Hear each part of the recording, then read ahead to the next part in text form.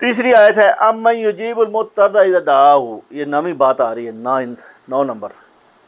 کون ہے جو پریشان حال کی دعا سنتا ہے جب وہ پکارتا ہے، ویکشف السوء، اور پھر اس کی پریشانی کو دور بھی کرتا ہے۔ نظر نہیں آتا لیکن وہ وہیں سے بیٹھ کے آرڈر دیتا ہے کائنات کے کرندوں کو، اور وہ اس کے بندے کا مسئلہ حل کر دیتے ہیں۔ کون ہے یہ طاقت؟ آپ کو واقعہ سنانا چاہتا ہوں اکرمہ بن ابو جہل کا۔ بعد میں صحابی رسول بن گئے تھے رضی اللہ تعالی عنہ، اور جنگ یرموک میں شہید ہوئے تھے۔ وہ جو 3 آدمی جنہوں نے پانی مانگا تھا نا، پانی، پھر آواز آئی تھی تو اگلے کی طرف بھیج دیا کہ اس نے پانی مانگا ہے میرے بھائی نے، پھر اگلے کے پاس وہ پہنچے پانی لے کے تو آگے سے آواز آئی، انہوں نے کہا ادھر جاؤ پہلے اس کو پلاؤ۔ تو ان میں جو شہید ہونے والے تھے اکرمہ بن ابو جہل بھی تھے اس میں۔ فتح مکہ کے دن یہ مکہ چھوڑ کے بھاگے، اس وقت مسلمان نہیں ہوئے تھے۔ جب آپ صلی اللہ علیہ وسلم نے قریش کو مغلوب کر لیا اور مکے پہ قبضہ ہو گیا تو انہوں نے کہا اب تو ہمیں مخالفت کی بنا پر یا تو سزا ہوگی یا قتل کر دیے جائیں گے، تو وہ بھاگے مکہ چھوڑ کے۔ جدے سے کشتی میں بیٹھے اپنے ایک دوست کے ہمراہ، تو آگے گئے تو طوفان آ گیا، تو یہ وہ اپنے جو دیوتاؤں تھے ان کو پکارنے لگے، لات منات اور حبل اور عزا جو ان کے تھے ان میں سے کسی کو پکارنے لگے۔ تو ملا نے کہا بھائی آج کوئی نہیں بچا سکتا، یہ جو سمندر میں طوفان ہے یہ صرف اللہ کے حکم سے چلے گا، وہ ہے رب آج کا۔ انہوں نے یہ بات سنی، اچھا آج وہی بچا سکتا ہے اور کوئی نہیں بچائے گا؟ انہوں نے کہا نہیں، وہی ایک طاقت ہے۔ اس سے کہو ہو یہ تو نبی وہی بات بہت عرصے سے کر رہے ہیں ہمارے علاقوں، یہ بات مجھے سمجھ ہی نہیں آئی کہ طاقت اسی کی ہے، اس کے علاوہ آج کسی کی طاقت نہیں ہے، کوئی الہ نہیں ہے، آج صرف اللہ جو ہے وہ بچائے گا۔ تو وہ کسی طریقے سے جب واپس اترے فوراً مکے آئے اور آپ سے ان کے پاس آ کے اسلام قبول کیا کہ آج مجھے یہ بات سمجھ میں آ گئی کہ الہ صرف اللہ ہے جو بچا سکتا ہے پریشانی سے، جو انسانوں کو سکون دے سکتا ہے، جو انسانوں کی حاجتیں پوری کر سکتا ہے۔ یہ 9ویں بات ہوگی۔ 10ویں بات وَيَجْعَلُكُمْ خُلَفَاءَ الْأَرْضِ، اور زمین پر تمہیں ایک کے بعد آباد کر رہا ہے۔ ہمارے سے 5 ہی پشت پہلے کون سا دادا تھا ہمارا پتہ ہے ہمیں، لیکن آج ہم بڑے آرام سے آباد ہیں، اور ہمارے بعد ہماری 5 ہی پشت کو بھی نہیں پتہ ہوگا کہ ادھر ہمارا کوئی دادا بیٹھا ہوتا تھا، لیکن سارے اپنے اپنے وقت پہ آ رہے ہیں زمین پہ، اپنا سائیکل پورے امن کے ساتھ پورا کر رہے ہیں اور جا رہے ہیں۔ کوئی اس میں کوئی رکھنا نہیں ہے، اس پہ کوئی فساد نہیں ہے۔ یہ سسٹم کس نے بنا دیا کہ انسان آئے زمین کے اوپر آباد ہوں، اپنا وقت گزارے اور جائیں، اور اس آباد ہونے کے دوران میں وہ جو کام اللہ چاہتا ہے اگر وہ انہوں نے کرنے کے لیے کوشش کی تو اس کے بدلے میں اللہ تعالیٰ ان کی ایویلیشن کرے گا اور ان کو پاس یا فیل کی گریڈ دے گا۔ تو یہ جو سسٹم چل رہا ہے بڑے اسموتھ طریقے سے، یہ کسی انسان کا بنایا ہوا سسٹم ہے؟ یہ کس کا بنایا ہوا سسٹم ہے؟ تو 10 باتیں ہو گئیں۔ اس کے بعد 11ویں بات اگلی آیت میں اللہ تعالیٰ نے پوچھا اَمَّن يَهْدِيكُمْ فِي ظُلُمَاتِ الْبَرِّ وَالْبَحْرِ، کون ہے جو تمہیں خشکی اور تری کے اندھیرے میں راستہ دکھاتا ہے؟ آج تو آپ کے پاس موبائل ہے، فوراً لائٹ جلا لیتے ہیں، ٹارچ ہے فوراً ٹارچ جلا لیتے ہیں۔ آج سے 1000 سال پہلے جب لوگوں کے پاس لائٹیں نہیں تھیں اور اندھیروں میں سفر کرنا پڑتا تھا، کیسے کرتے تھے سفر؟ ستاروں کو، پہاڑوں کو، دریاؤں کے جو انہوں نے دریاؤں میں جو سمندروں میں جو جھیلیں وہ خلیج بنی تھی، اس علاقے کو پہچان کے لوگوں نے رکھا ہوا تھا کہ اگر یہ علاقہ آ گیا تو فلاں جگہ پہ اتنے فاصلے پہ وہ شہر ہے، اگر وہ ستارہ رات کو اس پیر پہ اس طرف ہے تو مکہ اس سائڈ پہ ہوگا، اگر ہمارے چلتے ہوئے یہ ستارہ ہمارے سامنے آ گیا تو ہم شمال کی طرف جا رہے ہیں۔ اللہ نے ان کو چلانے کے لیے، خشکی اور تری کے اندھیرے میں چلانے کے لیے سارے نشانات پرماننٹ فیچرز دے دیے تھے۔ سیانے لوگ اس علم کے ذریعے پورے قبیلے کو اور پوری قوم کو چلاتے تھے، رستوں کے نشان تلاش کر لیتے تھے، شہروں کی منزلوں کا پتہ لگا لیتے کہ اگر ہم جائیں اس موسم میں جائیں اور یہ ستارہ ہمارے اس ہاتھ پہ آئے گا تو فلاں جگہ سے فلاں شہر اتنے فاصلے پہ ہوگا، 2 دن کی منزل پہ ہوگا، 3 دن کی منزل پہ ہوگا۔ اس طرح انہوں نے زندگی گزاری ہیں اور اپنا سارا کاروبار چلایا، سارا نظام حیات چلایا۔ تو یہ کس نے یہ بندوبست کر دیا؟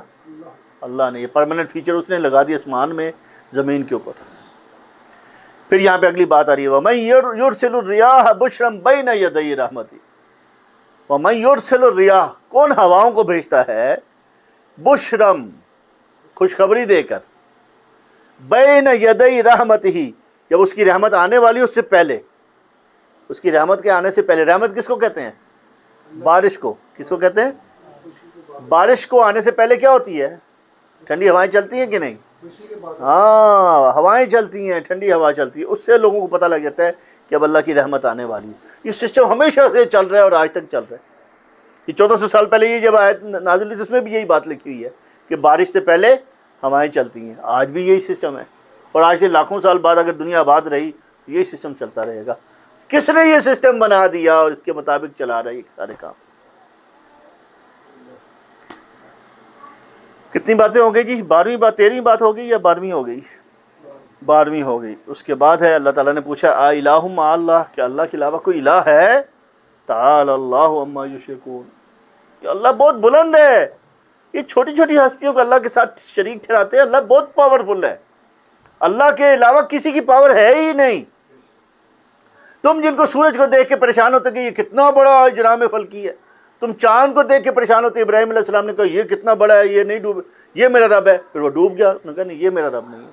سورج کو دیکھ کے کہا یہ کتنا بڑا ہے، یہ میرا رب ہے. ھذا اکبر، یہ سب سے بڑا ہے. پھر وہ ڈوب گیا. انہوں نے کہا نہیں، یہ میرا رب نہیں ہو سکتا.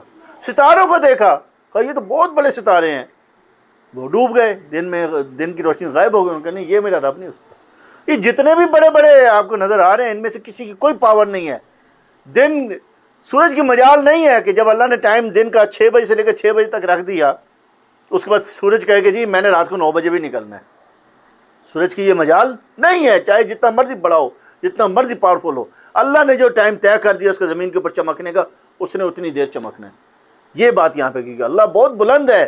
کہ جن کو یہ الہ سمجھ کر ان کی پوجا کرنے میں لگ جاتے ہیں، آگ کی، ہوا کی، سورج کی، چاند کی، ستاروں کی، زمین کی، یہ ان چیزوں کو خدا سمجھتے ہیں. یہ ساری چیزیں اللہ نے مسخر کی ہوئی ہیں.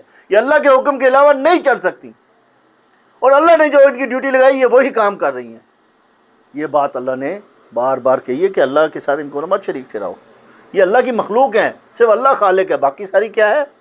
مخلوق ہے. مخلوق اور خالق کبھی برابر نہیں ہو سکتے. اور 5ویں بات، 13 باتیں ہو گئی. 5ویں بات ہے 5ویں آیت میں امن یبدأ الخلق ثم یعیدہ، کس نے پہلی دفعہ پیدا کیا اور پھر کون دوبارہ پیدا کرے گا. یہ ہماری کون سی پیدائش ہے جس میں میں اور آپ آج بیٹھے ہوئے؟ یہ پہلی پیدائش ہے نا، یہ پہلی پیدائش ہے. اور دوسری پیدائش کب ہوگی ہماری؟ قیامت والے دن. تو جس نے پہلی دفعہ پیدا کر دیا، جو اتنا پاورفل ہے کہ آپ کو اور مجھے پورے اپنے شعور کے ساتھ، پوری شکل و شباہت کے ساتھ موجود کر دیا، تو کیا وہ جس نے پہلی دفعہ پیدا کیا وہ دوسری دفعہ نہیں کر سکتا؟ سوال ہے نا، کہ جو اگر بچہ ایک دفعہ ایک کام کر سکتا تو وہ بچہ دوسری دفعہ وہی کام کیوں نہیں کر سکے گا؟ اگر ایک ڈیزائنر نے یہ موبائل بنا دیا، آپ اس کو توڑ کے پھینک دیں، تو جب اس کے ذہن میں پہلی دفعہ اس کا نقشہ آ گیا تو دوسری دفعہ وہ نہیں بنا سکتا اس کو.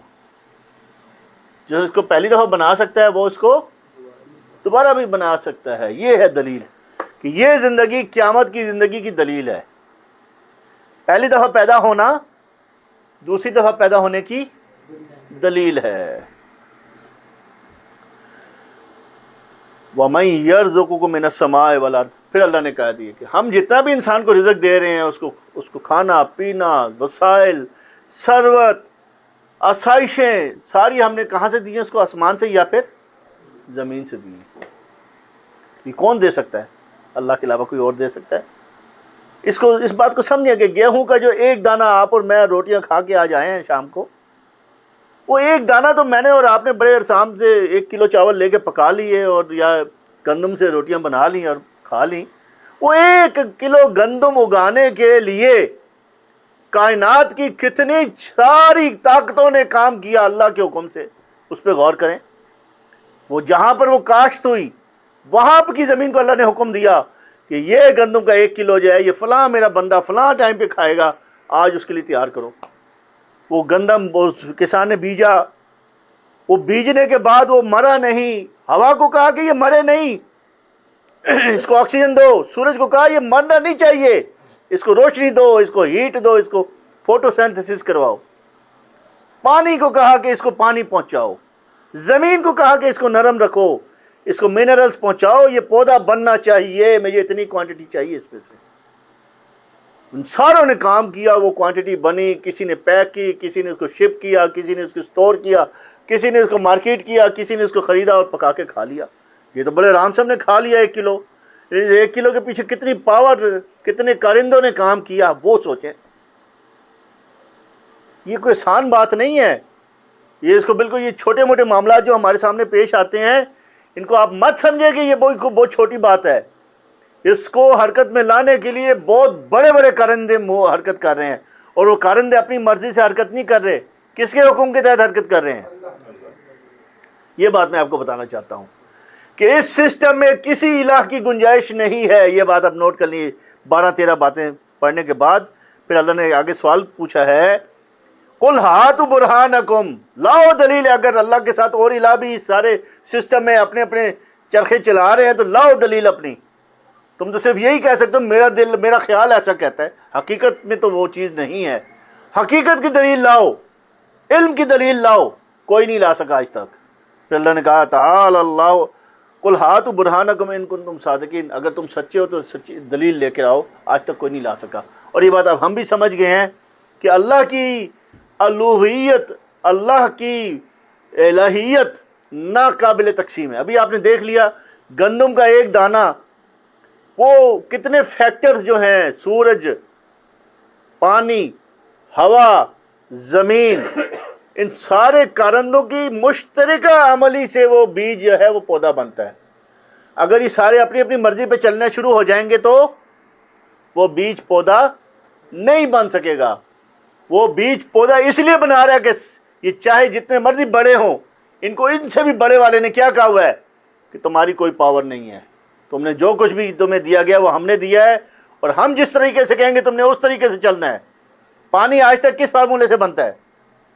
H2O سے بنتا ہے۔ کبھی آپ نے دیکھا P2O سے پانی بنتے ہوئے؟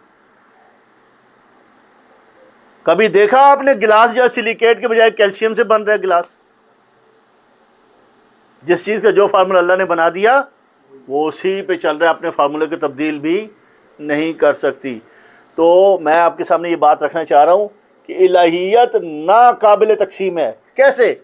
اگر ہمارے علاقوں میں لوگوں کا کنسیپٹ ہے جی فلاں پیر کو چلے جاؤ بچے دیندہ ہے، دعا مانگو بچہ پیدا ہو جائے گا، اور نعوذ باللہ وہ پیر جو بچے دے رہا ہے وہ جب نہیں تھا تب بچے کہاں سے آ رہے تھے، اور جب وہ گزر گیا اس کے بعد بچے کہاں سے آ رہے ہیں؟ اور بچہ تو وہ پیدا کر رہا ہے لیکن بچے کی عمر کتنی ہوگی، اس نے کھانا کہاں سے کھانا ہے، اس کی شادی کہاں پہ ہوگی، وہ معاملات کیا چلائے گا، وہ کس نے طے کرنے سارے، اس کا رزق کتنا ہونا چاہیے وہ کون طے کر رہا ہے؟ اس لیے یہ ممکن نہیں ہے کہ اس سسٹم میں باہر سے کوئی اپنی مرضی سے کوئی چیز داخل کر دے۔ نہ کوئی بچہ داخل کر سکتا ہے، نہ کوئی کسی کو نوکری دلوا سکتا ہے، نہ کوئی کسی کو خوشحالی دلوا سکتا ہے، نہ کوئی کسی کو پیسے دلوا سکتا ہے۔